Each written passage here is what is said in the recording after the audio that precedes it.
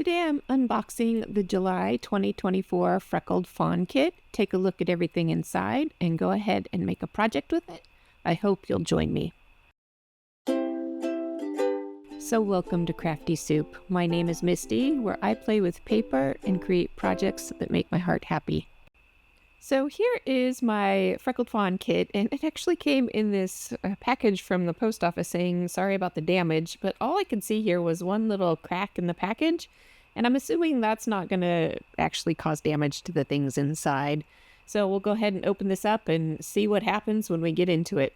So as I pull this out, everything looks just fine, so I'm going to assume that there's no worries and I can just move forward. All right, I do subscribe to the 6x8 kit, even though I am mainly a 12x12 scrapper.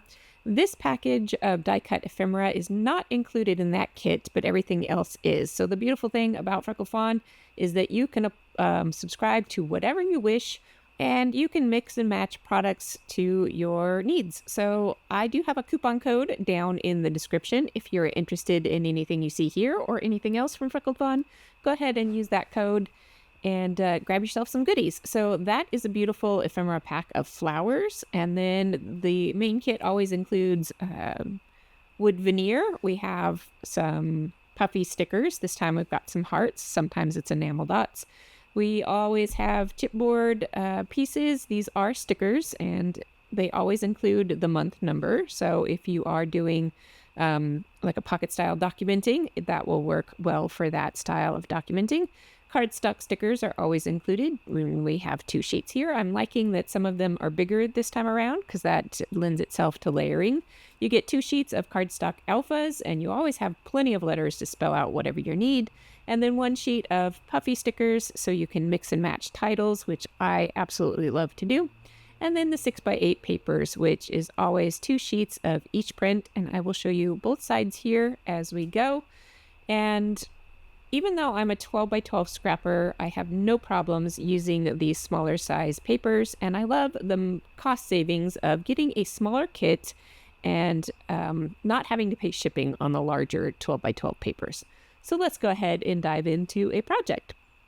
All right, I recently visited some family on the East Coast, and my mom she saves everything, just absolutely everything.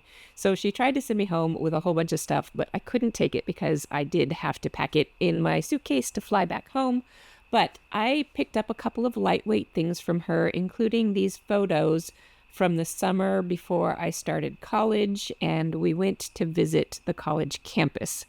So I'm going to put those photos from 1992 to use on today's layout. And as you could see, they were definitely old photos all taped together. So I did the best I could to take the tape apart. And luckily, the tape actually didn't damage the photos when I took it off of them. Now, there is definitely tape residue and things on those photos. I'm just going to leave it. I'm just going to use the photos as is. And the funny thing about these photos is I do not remember this campus visit. And in fact, looking at some of these campus buildings, I don't remember those very much either. So despite having gone to school at that location for 2 years before I transferred somewhere else, there is very little of it in my brain. In fact, the only one that I really remember is the bottom left photo. So this was kind of an interesting stroll down memory lane, and yet not. So that is what all of my journaling will be about, which is I'm going to put on this striped paper down below. So I'm just going to leave the photos very simple, create a grid out of those, and then I'm going to frame them top and bottom with some of the other papers from this kit. Now, because they are 6x8 papers, I do have to trim them down to get them to fit on my 12x12. So I started off with some ideas, and then I'm ending up finally with creating strips that are 1.5 inches wide or tall, 1.5 inches tall, and then I will just piece them together to make up the width of the 12x12 layout. Now that stripe in particular is wonky. It's not regular and even, so that will get pieced together in kind of an awkward way, but I'll make do with it, and I'm okay with that. So I've got that going on down at the bottom, and then I will fill in at the top. As I start building up my title, so that wood veneer element says summer story. I did go through my photos trying to find a very specific set of photos that would go with that title of summer story.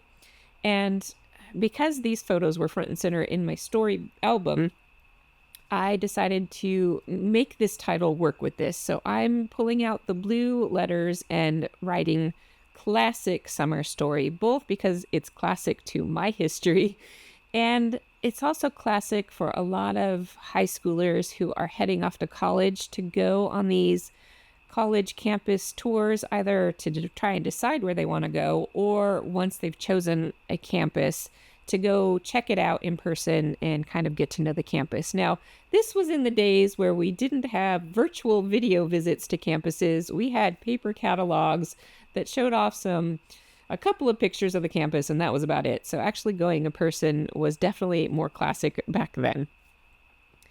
So I am pulling out bits and pieces from the kit that I think can work with this story, and I always try to narrow my supplies down right away so that I'm not feeling overwhelmed by too many choices. Now, I did use the number 7 here for the month of July. I honestly have no idea when these photos were taken, so I did write a question mark on that little chipboard piece. I thought I would have a punctuation question mark from my alphabet set, but that no punctuation this time. I think sometimes we have had punctuation in our alphas, so I'm going to have to pay a little more attention to that in the future. I pulled out my favorite tab punch, and instead of using them as full tabs, I'm going to go ahead and cut them in half or punch them as a half piece and use those tabs on each photo, and then just create a small cluster at each photo. When I was arranging my title up there, I was very unhappy about how things were overlapping, and this is where I decided to go ahead and change up those photos. Even that photo right there is kind of the focus of everybody being there and looking around. This other photo here has more white space to it that I can overlap bits and elements, and I really do like to make sure everything's overlapping and touching. And that is especially important when you're doing these much simpler layouts. These are very simply decorated, simply, layered. And so I find that those littler details of overlapping and touching elements to be more important. So moving that photo made a big difference to me and the final look of this layout, despite it being a really simple page. So as I said, I've got some of those elements going on, and I will just layer them up until I feel like they look good. And so that brings us to the end of this project. I will give you a little bit of a close-up here. I hope you got something useful out of this video, and if you did, I'd love to hear from you to know what you enjoyed about it. All right, don't forget I have that coupon code for Freckled Fawn if you're interested in grabbing some of these lovely supplies. And I will be back soon with more crafty videos for you. Until then, I hope you have an artful day.